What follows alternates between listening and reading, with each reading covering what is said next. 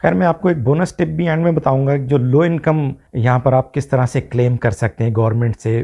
तो आप वीडियो को देखते रहिएगा एंड तक। जी हाँ दोस्तों, अस्सलाम वालेकुम। मुझे अतर मीर कहते हैं। नई वीडियो में खुश आमदीद। अगर आपने मेरा चैनल सब्सक्राइब नहीं किया तो please subscribe my channel for more videos. Bell icon को दबाना मत भूलिएगा, उससे आपको वीडियो के अलर्ट्स मिलते रहेंगे। तो आज की वीडियो में हम डिस्कस करेंगे थोड़ा सा बजटिंग के। जब आप नए आएंगे यहाँ पर तो आपके ख़र्चे किस तरह से होंगे, या कह लीजिए कि कनाडा में जो है ना लिविंग एक्सपेंसेस जो है ना वो कितने हैं, क्या क्या ख़र्चा होगा आपका, आपने उसे किस तरह से मैनेज करना है। तो आज की वीडियो में हम वो डिस्कस करेंगे, तो वीडियो को एंड तक ज़रूर देखिएगा। अच्छा, इसे हम इस तरह से डिवाइड कर लेते हैं वीडियो को, या अपने ख़र्चों को कह लीजिए, वीडियो को तो नहीं। जो ख़र्चे हैं ना वो इस तरह से कि मेजर आपके जो एक्सपेंसेस और आपके कह लीजिए कुछ माइनर एक्सपेंसेस होंगे। जो मेजर एक्सपेंसेस हैं ना वो तो होंगे ही होंगे, उससे आप जो है ना किसी तरह से बच नहीं सकते, और ज़ाहिर है वो तो आपको करने ही होंगे। तो जो मेजर एक्सपेंसेस हैं ना वो 3 ऐसे एक्सपेंसेस हैं कि जो होंगे ही होंगे और हर महीने होंगे और कंटिन्यू होते रहेंगे। आप जॉब पे हों या आप जॉब पे ना हों, आपको जॉब मिली हो या ना मिली हो, लेकिन ये वाले ख़र्चे जो है ना वो चलते रहेंगे। सबसे पहला जो ख़र्चा आप कह लीजिए कि आप जो भी प्लेस रेंट आउट करेंगे ना, ज़ाहिर है वो उसका ख़र्चा होगा और वो हर महीने जाएगा।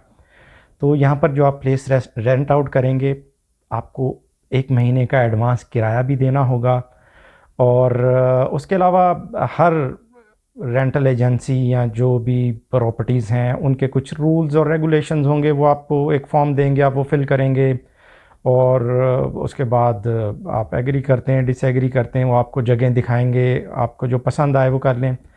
लेकिन मैं आपको कोशिश करूँगा कि लेकर चलूँ एक ख़र्चा ज़्यादा ना हो शुरू में, चूँकि आप शुरू में आएंगे और ज़ाहिर है आते ही आपके पास जॉब नहीं होगी। अगर आपके पास आते ही जॉब हो जाए तो ये तो बहुत ही अच्छी बात है। मैं कोशिश करूँगा कि आप जो बजट हम इसमें थोड़ा सा तरतीब देना, तो वो कुछ इस तरह से हो कि गुजारा हो। चूँकि आप ज़ाहिर है अपने साथ कुछ फ़ंड्स तो लेकर आएंगे। अच्छा, मैं जब आया था ना तो मैंने एक ये प्लान करके आया था कि अगर मुझे 6 महीने जॉब ना मिले तो मेरे पास इतने फ़ंड्स हों कि मैं जो है ना 6 महीने यहाँ पर सर्वाइव कर सकूँ। वो भी मैं बताऊँगा आप लोगों को। रहने का सबसे पहले बंदोबस्त आपने करना है, और उसमें मैं आपको ये बताऊँगा कि भाई जो रहना है ना, आप कोशिश कीजिए कि मिनिमम के ऊपर आप जाएँ। बहुत ज़्यादा हाई-फ़ाई किस्म की जगह देखने की ज़रूरत नहीं है, बहुत एक्सपेंसेस उस पर करने की ज़रूरत नहीं है शुरू में। आप बाद में कर सकते हैं, लेकिन उसमें आप ये ज़रूर देखिएगा कि जहाँ भी आप रेंट कर रहे हो ना, तो जगह वो अच्छी हो, पीसफुल हो। आप जिस कम्युनिटी से आ रहे हैं उस कम्युनिटी के लोग वहाँ पर हों, तो ये बहुत ज़्यादा इम्पोर्टेंट है। स्कूल वहाँ पर आपने देखना है कि कैसा है, और स्कूल का एनवायरनमेंट। वैसे तो खैर स्कूल अच्छे हैं यहाँ पर, और सबका करिकुलम निसाब कह लें वो सबका एक ही है, और ज़्यादा डिफरेंस नहीं मिलेगा। लेकिन मैं अवॉइड करता हूँ पर्सनली वेस्ट की साइड पर मूव होने से। मेरी कोशिश होती कि जो भी चीज़ें हों, बच्चों की स्कूलिंग हो, आपकी रिहाइश हो, जो भी, वो ईस्ट साइड पर हो। और जब मैं शुरू में आया था तो मैंने ईस्ट साइड ही रखा था उसे, वेस्ट की तरफ मैंने सोचा भी नहीं। तो आपको भी इट्स योर डिसीजन, लेकिन मैं आपको अपना एक्सपीरियंस बता रहा हूँ। वे एक मुहावरा है बहुत ही मशहूर, आई डोंट नो कि मुझे यहाँ पर आपको बताना चाहिए या नहीं, कि चादर देखकर कहते हैं कि पाँव फैलाने चाहिए। तो आप कोशिश करें कोई बेसमेंट देख लें अच्छे से इलाके में ना, कि आपको दो रूम्स की बेसमेंट मिल जाए। अब आई डोंट नो कि आपकी जो फैमिली है वो कितनी बड़ी है और कितने लोग उसमें हैं। मैं एक रफ सा आइडिया ये लगा लेता हूँ कि भाई 2 मियाँ बीवी और 2 बच्चे होंगे, या 3 बच्चे होंगे, 2 मियाँ बीवी होंगे। बच्चे ज़ाहिर है आपके अभी छोटे होंगे जो आपने ये डिसीजन लिया है मूव होने का। अगर आपके बच्चे बड़े हैं तो आप अपना सिनेरियो देख लीजिएगा। बेसमेंट मैं स्पेशली आपको बताऊँ, सस्कैचुअन, सैस्कटून के हवाले से जो रेंट्स हैं वो इलाके के ऊपर डिपेंड करता है, और मेरा ख़्याल है कि आपको $1500-1600 में जो है ना एक बेसमेंट 2 कमरों की अच्छी मिल जानी चाहिए। रेंटल के साथ साथ ना यूटिलिटी के बिल्स जो हैं, बिजली, पानी, गैस, उसके बिल को भी मद्देनज़र रखना है। मोस्टली रेंटल प्रॉपर्टीज़ में आपको पानी जो है ना वो फ्री होगा यहाँ। I am talking about the Saskatchewan. मुझे खैर दूसरे प्रोविंसेस का नहीं पता, हो सकता है कि ओंटारियो में कुछ थोड़ा सा डिफरेंट हो, लेकिन ओंटारियो का मैं ये बता दूं, टोरंटो और वो जो साइड हैं तो वहाँ पर आपको बेसमेंट भी ना 2000 और 2200 में रेंट पर मिलेगी, जो आपको यहाँ पर 1500-1600 में मिल जाएगी। डिपेंड करता है कि हीटिंग उसमें गैस वाली हीटिंग है, नेचुरल गैस वाली हीटिंग है, या फिर उसमें बिजली वाली हीटिंग है, तो ये आपको देखना होगा। तो बिजली का जो बिल होगा ना वो आपने अदा करना होगा। तो अच्छा, यहाँ पर अगर तो जो हीटिंग है वो आपकी बेसमेंट में या आपके अपार्टमेंट में बिजली वाली है ना, तो फिर वो आपके खाते में जाएगी। फिर वो ज़ाहिर है सर्दियों में आपका बिल जो है ना थोड़ा ज़्यादा हो जाएगा, और गर्मियों में ज़ाहिर है आप हीटिंग नहीं चलाएंगे तो कम आएगा। मैं शुरू में आया तो मेरा जो बिजली का बिल था वो $70-80 महीने का आता था। अब चूँकि मैं घर में शिफ्ट हो गया हूँ तो उसमें ज़ाहिर है वो ज़्यादा है, वो 150 तक चला जाता है। आपका जो शुरू का जो अपार्टमेंट होगा या आपकी जो बेसमेंट होगी ना, उसमें मेरा ख्याल है $70-80 आएगा। लेकिन अगर आप हीटिंग जो है ना वो बिजली पर है तो उसका मुझे अभी अंदाज़ा नहीं है, वो मेरा ख्याल है $150 से $200। यहाँ हो सकता है कि अगर आपको ज़्यादा सर्दी लगती है और आपको ज़्यादा हीटिंग की ज़रूरत हो तो वो $250 तक भी जा सकता है। तो ये आपने मद्देनज़र रखना है बिजली का। और जब आपने रेंट आउट करना है तो ये सब बातें जो है ना आपने उसके अंदर उस वक्त डिस्कस कर लेनी है। बाद में फिर लड़ाई झगड़े से और उससे जो है ना कुछ फ़ायदा नहीं होगा। तो ये बातें आपने पहले से तय कर लेनी। मैं आपको इसीलिए बता रहा हूँ कि आप नए आएंगे तो ये इन बातों का आपको पता होना चाहिए कि तो गर्म पानी तो यहाँ पर आता रहता है और सारा साल। अगर आप जो भी आप रेंट आउट करते हैं तो वो जो भी मेन यूनिट होगा ना, तो उसका जो पानी का गर्म करने का सिस्टम, जो गीज़र सिस्टम जो लगा होगा, वहीं से आपका भी पानी आएगा और वो होगा। कुछ बेसमेंट्स अब जो बिल्कुल नई डेवलप हो रही हैं तो उन लोगों ने क्या किया है कि ये सब सिस्टम जो है ना अलग कर दिए हैं। जो थोड़ी पुरानी है ना उनमें वो ऐसा नहीं है। तो जो बिल्कुल नई होगी तो उसमें हो सकता है कि आपका जो नेचुरल गैस का जो बिल है ना वो भी आप अदा करें। तो वो आप देख लीजिएगा कि फिर आप जो रेंट मंथली जो रेंट होगा उसमें आप किस तरह से वो एडजस्ट कर सकते हैं। तो आप ये देख लें कि अगर आप मैं रफली अगर आप इसे लगाएं $1500 की, अगर आपने एक बेसमेंट रेंट आउट की है, अल्लाह करे कि आपको उससे सस्ती भी मिल जाए, लेकिन वो इलाके के ऊपर डिपेंड करता है। तो 1500 और 300 जो है ना आप अपने यूटिलिटी के बिल्स रख लें जहन में, जो ये ख़र्चा आपका आएगा। ज़ाहिर है आप बच्चों के साथ होंगे तो आपके लिए थोड़ा सा मुश्किल होगा कि आपको हीटिंग ज़्यादा चलानी होगी। ये मैं सर्दियों का सिनेरियो बता रहा हूँ, बट होपफुली आपको उस वक्त तक जॉब मिल गई होगी। अगर आपने समर में लैंड किया है तो आप काफ़ी टाइम होगा कि आप जो है ना अपनी अपॉर्चुनिटीज़ को एक्सप्लोर करें और चीज़ों को और भी देखें। अच्छा, दूसरा जो मेजर ख़र्चा जो है ना आपका होगा वो होगा जी ग्रॉसरीज़ का, यानी खाने पीने का। ज़ाहिर है वो उसके बगैर तो गुजारा नहीं होगा आपका। मैं शुरू में आया तो यूँ कह लीजिए कि मियाँ बीवी और मेरा एक बेटा था, हम 3 लोग थे। तो मैं उसे कोशिश करता था कि मैं उसे मैनेज कर लेता था विद इन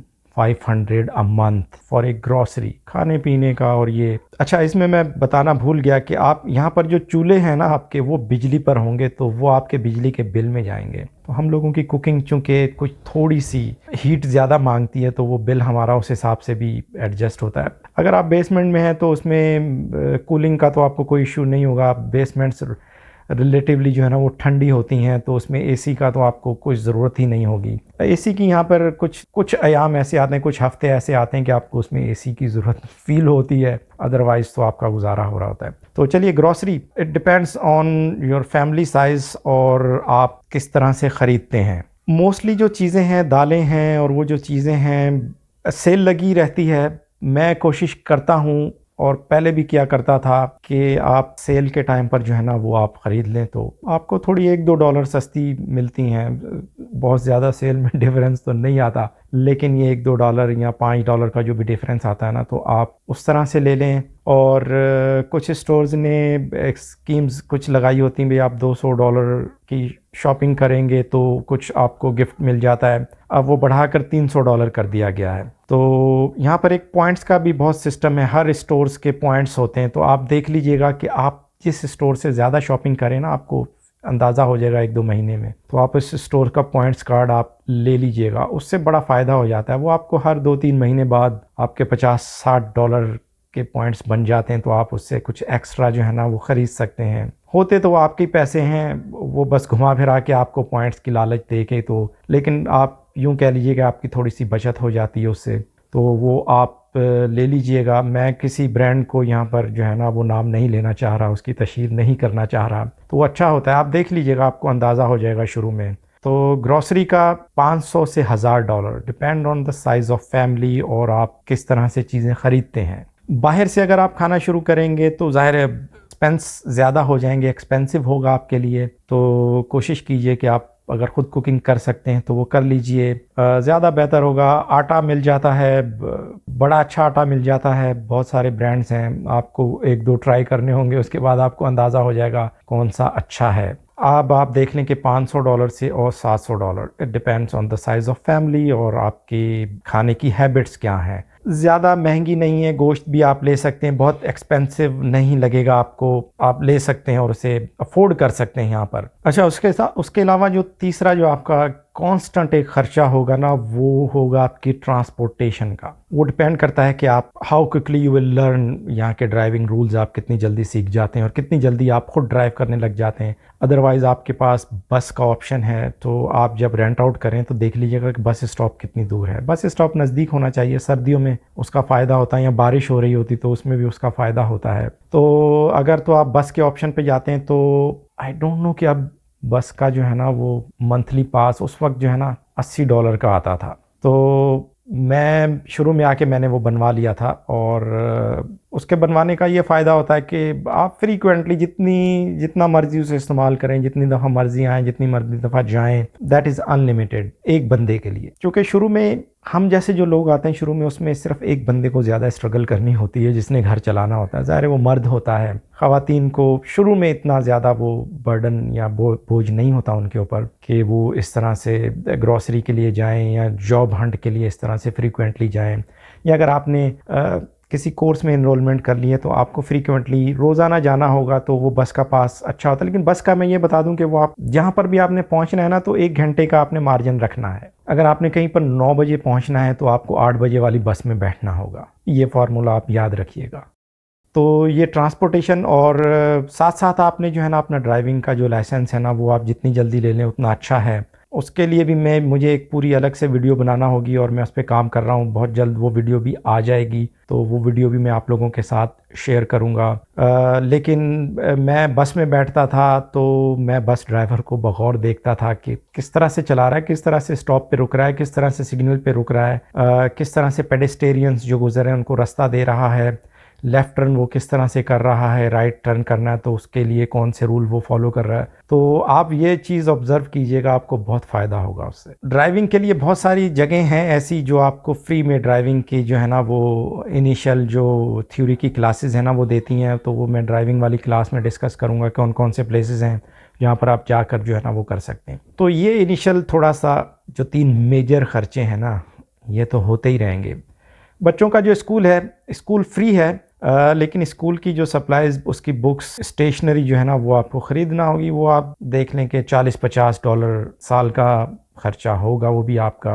अच्छा, लेकिन कुछ इदारे ऐसे हैं वो आपको ये स्टेशनरी या ये जो सप्लाईज़ हैं ना वो फ्री में प्रोवाइड करते हैं। न्यूट्रिएंट है वो एक ऑर्गेनाइज़ करता है ये चीज़, उसके साथ दूसरे ऑर्गेनाइजेशंस भी शामिल होती हैं कि वो आपको एक बच्चे का बैकपैक फुल ऑफ सप्लाई जो है ना वो आपको प्रोवाइड कर देते हैं। उसका एक फ़ायदा सिर्फ मुझे ये नज़र आता है, आपको अलग अलग जाकर जो है ना वो सप्लाईज़ ख़रीदना नहीं पड़ती, वो एक ही जगह पर आपको मिल जाती है। अदरवाइज़ आपको अलग अलग स्टोर से जाकर जो है ना सप्लाईज़ ख़रीदना होंगी। भाई ये बुक, उनके बुक्स के नंबर्स हैं वो आपको लेना होंगे। अच्छा, करिकुलम की बुक्स जो है ना वो स्कूल ही प्रोवाइड करेगा, वो बच्चे को स्कूल में देते हैं और स्कूल में ही रख लेते हैं। आपके बच्चे के बैकपैक जो होता है ना वो खाली जाता है और खाली आता है, वो सब चीज़ें वो वहीं पर रख लेते हैं। इस पर भी मैं एक अलग से वीडियो मुझे बनाना होगी कि स्कूल सिस्टम कैसे जो है ना उसको वो करता है, लेकिन ये बड़ी अच्छी बात है, तो उसका मैं लिंक आपको दे दूंगा। लेकिन उसके लिए सिर्फ ये है कि वो सिर्फ समर वेकेशंस में जो है ना वो अरेंज करता है वो, और सिर्फ उसी में वो प्रोवाइड करता है। तो वो मैं कोशिश करूँगा कि मुझे लिंक मिल जाता है तो मैं दे देता हूँ आप लोग, लेकिन उस पर आपको रजिस्टर करवाना होगा और फिर आपको अपने बच्चे का ग्रेड बताना होगा कौन से ग्रेड में, तो उस हिसाब से उसका बैकपैक एक जो है ना वो तैयार करके तो वो देते हैं। तो ये तो वो खर्चे हैं जो कॉन्स्टेंटली होंगे, लेकिन कम खर्च बाला नशी वाला मुहावरा भी बहुत अच्छा है। आप जितने मिनिमम खर्चे रखेंगे ना शुरू में, लेटर ऑन आप उतने स्ट्रांग होंगे। तो ये आपने देखना है, शुरू में अगर आप खर्चे कम करेंगे तो आप बचत करेंगे और लेटर ऑन आप थोड़ा स्ट्रांग होंगे फाइनेंशियली किसी डिसीजन पर जाते हुए कि आपने घर लेना है या अब आपने कोई घर रेंट आउट करना है या टाउन हाउस आपने कोई रेंट आउट करना। तो टाउन हाउस भी रेंट आउट का ऑप्शन अच्छा है। अगर आपकी फैमिली बड़ी है तो वो 2000 से 2500 जो है ना 2500 एंड 2000 के दरमियान आपको जो है ना टाउन हाउस भी मिल जाता है। तो आप वो भी कर सकते हैं अगर आपकी फैमिली बड़ी है। लेकिन आप वो जो है ना एक तो वो मेहनत में अजमत है कि आप अपने काम यहाँ पर खुद करेंगे, जितना आपकी उतनी बचत होगी। और चादर देखकर अपने पाँव फैलाएं।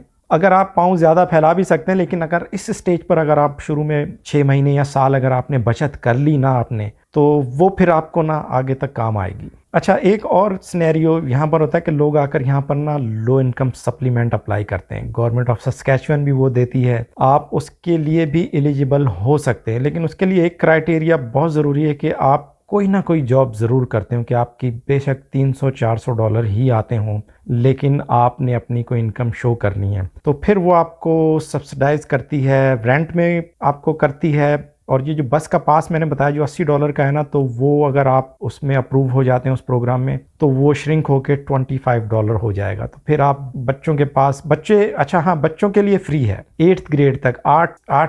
8वीं ग्रेड का जो बच्चा, 8वीं क्लास का जो बच्चा है ना, वहाँ तक बस फ्री है। आपके बच्चे से कोई नहीं पूछेगा कि भाई आप इसका टिकट है या नहीं है, इसने फेयर पे किया है या नहीं, वो फ्री है। तो आप यानी मियाँ बीवी दोनों का कार्ड $50 में बन सकता है अगर आप उसके लिए एलिजिबल हो जाते हैं। वो मैं कोई और वीडियो बनाऊंगा और आपको उसमें बताऊंगा, लेकिन आप इस चीज़ को भी मद्देनज़र रखिएगा कि वो आपके रेंट में और आपके जो है ना इसमें आपको हेल्पफुल होगी, आपके ट्रांसपोर्टेशन में और दूसरी चीज़ों में भी हेल्पफुल होगी। वो मैं एक अलग से एक वीडियो मुझे बनानी होगी, क्योंकि फिर ये वीडियो जो है ना बहुत तवील हो जाएगी। और मैं देख रहा हूँ कि मेरी जो बड़ी वीडियोस हैं ना वो लोग देख नहीं रहे। शायद उसकी एक वजह तो ये है कि सब लोग कनाडा नहीं आ रहे, बहुत से लोग वहीं अपने अपने मुल्कों में हैं और वो सिर्फ यहाँ का कल्चर और यहाँ की चीज़ें सिर्फ देखना चाह रहे हैं, तो इसलिए भी उस पर शायद व्यूज़ कम आते हैं। 3 मेजर, उसके बाद माइनर्स हैं। अगर आप कहीं घूमने जा रहे हैं या और कुछ बाहर आउटिंग कर रहे हैं, आप बाहर से खाना खा रहे हैं, बाहर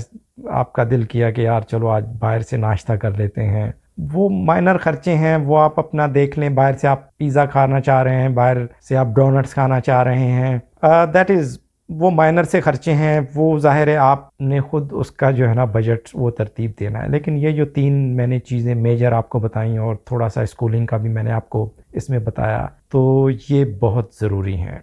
तो आज की वीडियो में मैं इतना ही कहूँगा। मिलते हैं किसी अगली वीडियो में। अल्लाह हाफ़िज़।